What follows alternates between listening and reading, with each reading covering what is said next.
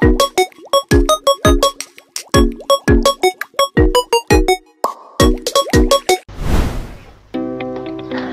Assalamualaikum warahmatullahi wabarakatuh. Jadi di sini saya bersama dua teman saya akan mempresentasikan hasil dari pengerjaan tugas besar basis data kami. Yang pertama-tama ada Aulia Rahma dengan NIM 005, lalu ada Zaki Guntur dengan NIM 031, dan terakhir ada saya, Zamzam dengan NIM 009. Baik, saya lanjut. Nah, pada slide ini kita akan membahas terkait bisnis rule yang digunakan. Yang pertama kita masuki aturan keanggotaan. Jadi, setiap anggota perpustakaan terdaftar dengan ID anggota yang unik. Lalu, satu anggota hanya dapat memiliki satu profil atau kartu keanggotaan. Dan setiap anggota wajib memiliki nama anggota. Setiap anggota boleh mencantumkan alamat sifatnya opsional dan tidak wajib diisi untuk cantuman alamat. Selanjutnya kita akan membahas terkait bisnis rule, aturan buku, pengarang, dan juga kategori. Yang pertama kita akan masuki buku dulu. Jadi sebuah buku dapat ditulis oleh satu atau lebih pengarang dengan menggunakan relasi many to many. Nah, seorang pengarang dapat menulis satu atau lebih buku dan juga menggunakan relasi many to many.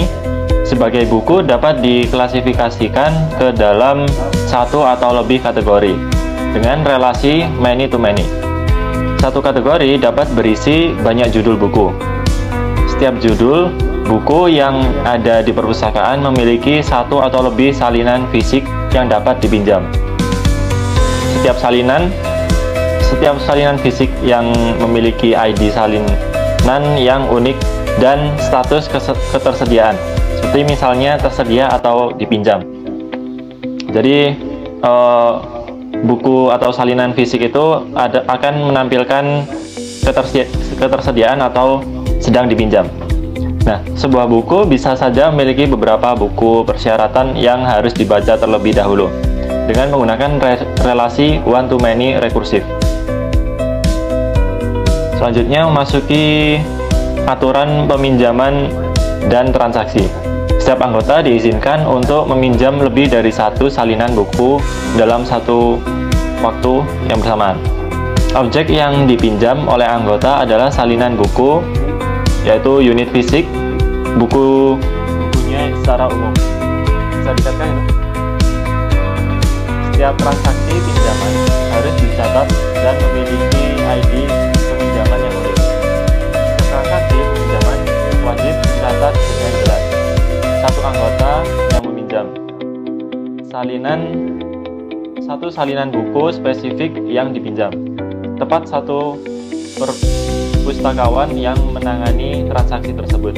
Seorang pustakawan dapat menangani banyak transaksi pinjaman. Selanjutnya untuk bentuk logik akan dijelaskan oleh Zaki. Oke, baik. Jadi untuk dalam bentuk logical model ini terdapat beberapa jelas. Yang pertama,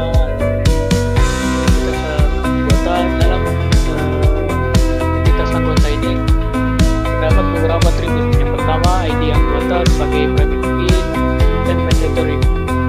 Kemudian ada nama anggota, mandatory, kemudian alamat sebagai opsional. Kemudian ada pustakawan yang menjadi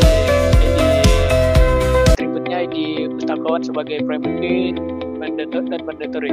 Kemudian nama pustakawan mandatory, kemudian alamatnya juga. Kemudian ada peminjaman, atributnya ID peminjaman private key dan mandatory, tanggal peminjaman mandatory. Kemudian ada entitas buku, ID buku sebagai private key dan mandatory, kemudian ID buku sebagai mandatory. Kemudian ada pengarang sebagai ID, atributnya ID pengarang sebagai private key dan mandatory, kemudian nama pengarang sebagai mandatory. Kemudian ada kategori juga dalam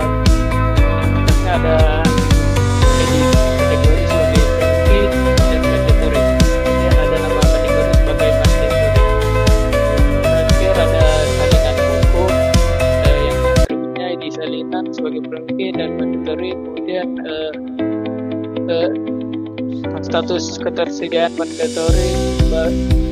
Kemudian dalam relasinya yang pertama anggota kepeminjaman one to many, satu anggota dapat melakukan banyak transaksi peminjaman.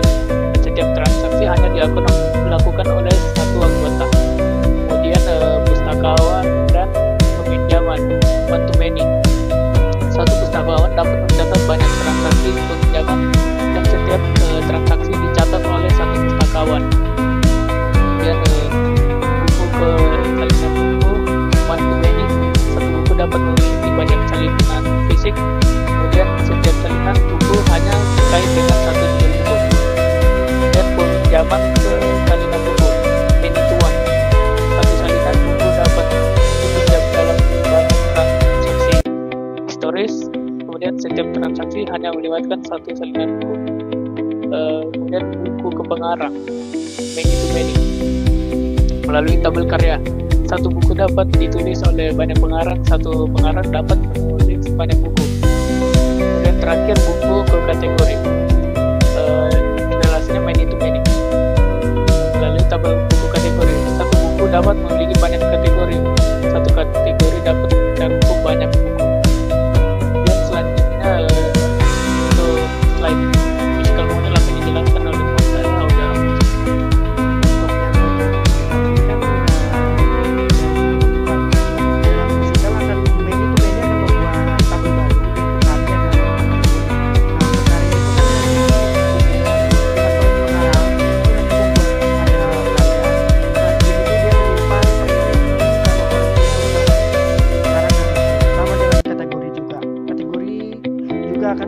Dalam buku kategori itu menyimpan primary dan foreign key-nya untuk buku dan kategori. Nah, dalam buku ada rekursif. Nah, untuk rekursifnya itu akan diganti jadi namanya ID prasyarat. Tapi itu tidak wajib. Tidak semua buku ada prasyaratnya, tapi bisa. Untuk yang bagian peminjaman itu ada banyak sekali. Foreign key ada 3, yaitu anggota, salinan buku, dan pustakawan. Nah, itu masing-masingnya memiliki konsep yang berbeda dan seratus ada di dalam buku. Untuk ID biasanya 10. Untuk nama biasanya itu 50 dan untuk alamat di 100. Untuk yang lain juga sama. Salinan buku untuk foreign key dari